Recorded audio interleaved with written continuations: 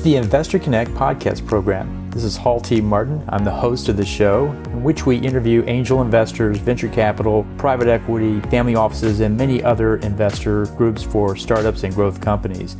I hope you enjoyed this episode. Thank you for joining us.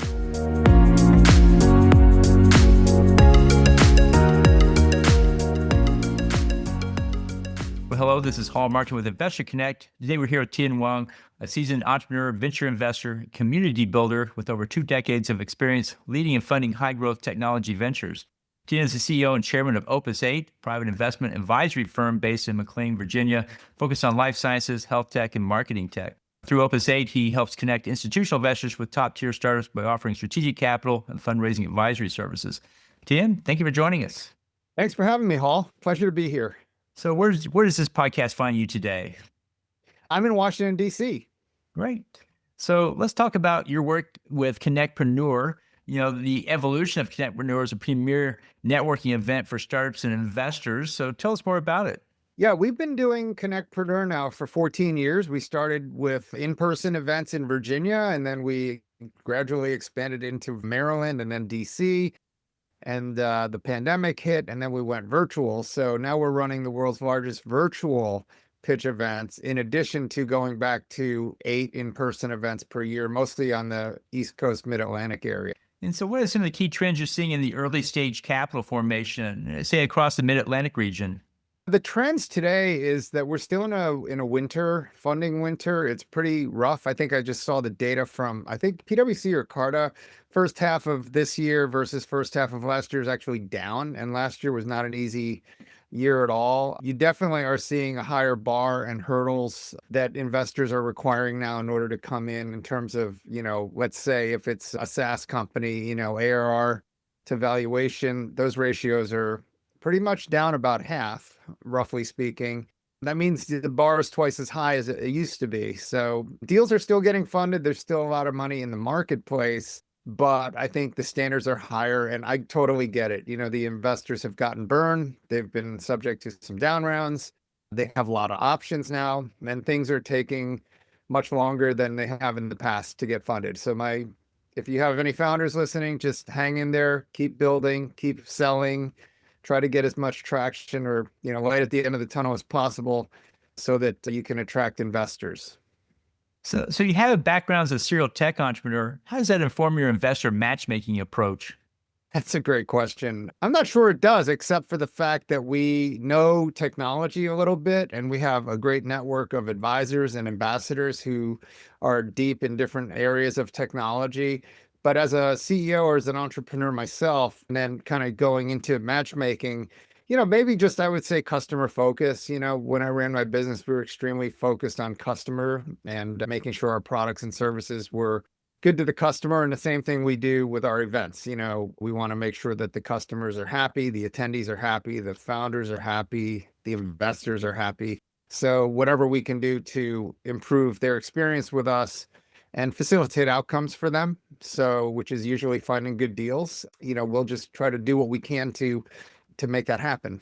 Well, so you built and exited multiple companies. For today's founders that you deal with, what do you think they often overlook in that equation? In terms of which aspects of that? Building a company to exit, I guess, is the question. Yeah, I think, well, okay. I would say one thing we did was we built a business without an exit in mind. So I know that there's a school of thought out there that says build the business to sell it. And then, my experience was I built a business not intending to sell it because I was relatively young. I was in my 30s when I built the company, and when I sold it, I was 40, so relatively young. So we never really had the desire to sell it until maybe a year or two out from selling.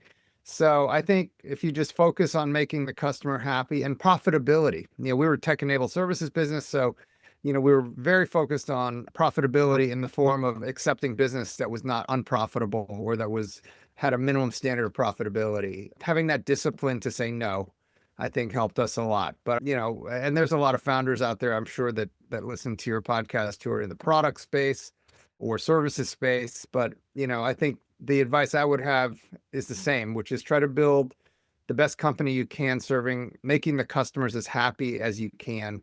while remaining profitable. And hopefully you'll grow and then the rest takes care of itself. Well, you're a long-term fundraiser, and so am I. And one of the things I find people don't quite get about that process is the importance of a relationship. You have to build a little bit of relationship with the investor along the way. What are some strategies you use to grow that authentic investor-founder relationship? Something that goes beyond the pitch event. Yeah, I think the word you used there that's operative is authentic. And there's no real secret. It's hard to automate that. It's hard to hack it. Yes, you can automate it to find investors, but then good luck getting them to return your calls. So you do have to build these relationships one by one by one, email, Zoom call, meetings, networking, conferences, whatever it takes. And it takes 7 or 8 touches before they even know who you are and your name. So it's just part of it. I think, you and I are not spring chickens. We've been at this game for a long time. And, people always ask me, like, how have you built such a big network? And I said, well, I'm older than you. I'm a lot older. I've been doing this for 40 years. And when you're in business for 40 years, you're going to meet a lot of people and you'll have thousands of interactions. And hopefully a lot of these people will like you and respect you and you can help them. And you've built that trust. So I don't know if there's a secret to it, Hall. I really don't. I think it's all about grinding it out, doing good for people, giving before you get, and being authentic, like really take an interest in helping people. And whether it's an investor or a founder, pay it forward. And definitely I'm a believer in karma. So I think what goes around comes around. And if you're good to people, the life will be good to you too. I think that's true. If you give first and you help the investor as a founder, you're in a much better place than if you're just asking for things first. It's always kind of tough with that. But I think that's a good point. Yeah, I mean, I like with my team, we do a lot of work for founders, for example. We'll give them an analysis. I give them a list of investors and I tell my team, like, the worst thing that happens is they don't hire us or they don't work with us, but we help somebody. That's the worst case. We helped someone. So that ain't so bad. No, that's still good things there. So, how does Connect Preneur support diverse founders and how do you help underrepresented people access capital? So we're intentional about our presenting companies and our attendees, and we are definitely doing our best to have diversity because we do believe that diversity leads to better influence, better outcomes, and it makes for a different, when you have a diversity of opinions, you learn more and you actually make better decisions. So at Connectpreneur, we've been lucky because we're here in the Washington, D.C. metro area, which has a lot of diverse founders. We have a lot of diverse investors, and naturally that happens. And we also actively and intentionally seek founders from diverse backgrounds because they, while underrepresented, also have something that the average doesn't have, which is grit. Especially immigrants, we've found some of our immigrant founders, tremendous grit. They're willing to work, 80 or 90 hours or more per week. They left places that they didn't want to live to come to this country and make a new life for themselves and went to school and started at the bottom and worked their way up. And that's really hard to duplicate. These guys are hungry and I think that's one thing we look at. And on the investor side, we do have a lot of investors in our community, and they're also share the same mindset that they want to invest in a diverse set of companies because they found it in their portfolio management that their returns are better. That's right. So you were doing it in person like I was before the pandemic, and then we were all doing it online during the pandemic, and then coming back out, we're doing a mixture there. What do you think is the value of the in-person versus the virtual events in this now post-COVID fun landscape? Yeah, I think right after COVID, virtual was still hot because virtual was the only thing you could do during the pandemic. And I think people were still, accepting of it, right? As a way to interact with people. And frankly, we've gotten a lot of companies funded virtually, and they did meet in person before the funding, but they did a lot of the work on virtual, on Zoom, and that would have never happened before the pandemic. Usually you have to sit face to face, multiple rounds of diligence and meetings and whatnot. I'm finding that now people are getting Zoom fatigued.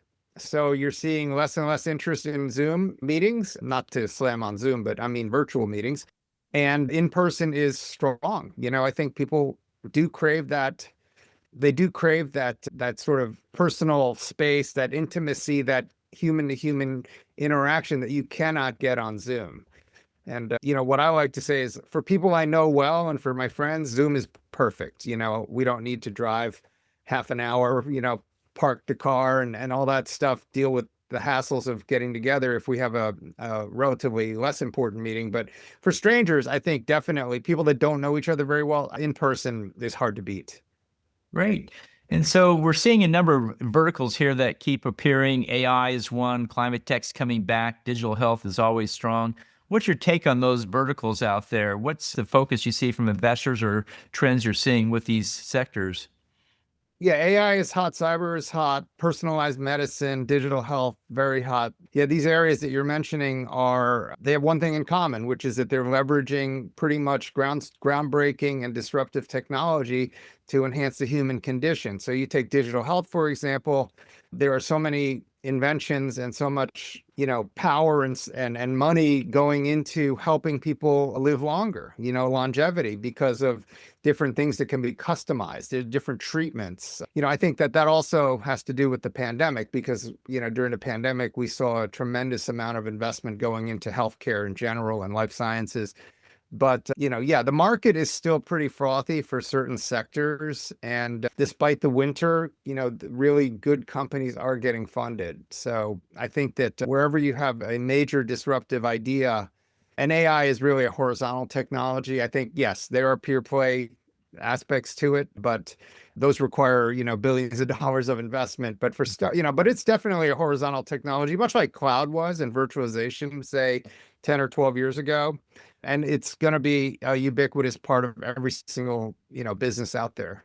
Well, great. Well, you've been running your program for some time now. How do you build trust and traction among a variety of different investor types in the early stage? Limited partners, venture capital, angels, syndicates, even in a regional economy like yours. How do you get them all to work together? So I think it starts with quality. We have to have the best companies present. So we do have a pretty stringent committee review and approval procedure. We also partner with some groups that have done some vetting also, including you guys and Keiretsu Forum and others. And, we like to send our best companies to each other. And that having high quality product is one way to build trust. It's like if you have a restaurant, right? High quality food will build trust among your customers. So if I want my investors to show up every month or whenever we do events, we have to have something in it for them. And what's in it for them are great investment opportunities. So if you do this over time, eventually you get a brand and a reputation as a group that is a high quality shop that has, high quality presenters and high quality attendees as well. And you sort of let nature take its course and the rest takes care of itself usually. That's great advice. So, what's your vision for scaling Connect Preneur and expanding its influence on the national scene? Yeah, so we are getting more and more into healthcare and life sciences. I'd say about half of our business now, maybe a little more, is healthcare and life sciences. We're also expanding outside the Mid-Atlantic. So we've been hosting large-scale investor events in San Diego, San Francisco, LA, Orange County, and Boston and New York, among other markets. So you'll probably see us expand nationally, not with events that are sort of scheduled regularly like our East Coast events are, but more on a one-off basis. So if Mhm. there's a big conference, say in San Francisco, we might do a side-by-side investor event. We have very strong relationships with thousands of investors, and that's sort of where we're focused is more on the investor side, bringing investors to the table. So because they want to network with each other also. So we've been able to do some of that, possibly do something internationally down the road in the next couple of years. There are certain markets that, we're seeing pockets of activity that we're interested in. So, but right now I'd say about half of our business is maybe almost half is in California, Great. even Well, we though, see some interest internationally as well. What countries do you find interesting? well, certainly UK, Australia is very hot right now, Mhm. Singapore and Korea.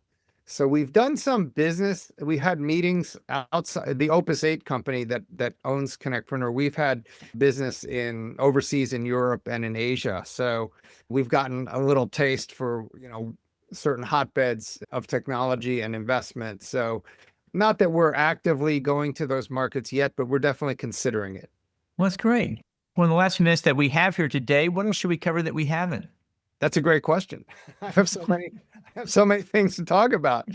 But in terms of the, founders and whatnot, I think, Maybe one thing I'd like to talk about is sort of keeping your head up and not getting too stressed out about what's going on. I mean, I know that a lot of your clients and people that come to the 10 events, and we've had the pleasure of working with you in the past, and thank you for that. But I think that a lot of the founders are getting frustrated and they're getting stressed out. And I just hope that the market will turn. I mean, I'd like to get your take on where you think, when is this winter going to start thawing? You know, when do things get better for founders right now from an investment standpoint? And then, how are you keeping your founders and your clients from getting too stressed out about things? Yeah. On our side, I'm finding most of the tractions with angel, high net worth, and family offices, less so for the venture capital. I think they got head over skis during the pandemic, putting out too much money at too high valuation. And limited partners are the kind that if they don't get something back, they're not putting anything more in. And so we always had to be cognizant of that. And I think that's the part that's slower than most, is just the VC side of it. And it'll eventually work its way out of the system. But for now, we're breaking raises down into smaller rounds, doing more angel group, because they're still around. They're still doing good things. They do want more, like everyone else does. They aren't taking super high valuations like they also did during the pandemic. We coach a lot of entrepreneurs on that. Yeah, that may have worked back then, but it's not going to work now. You're now out of market. So we also have to set the expectation of the founders. It's going to take a little bit longer, but if you have a quality deal, you will pick up money. We see that every day. You just have to build a little bit stronger relationship, have a little bit better story, and a little bit more market rate valuation also helps.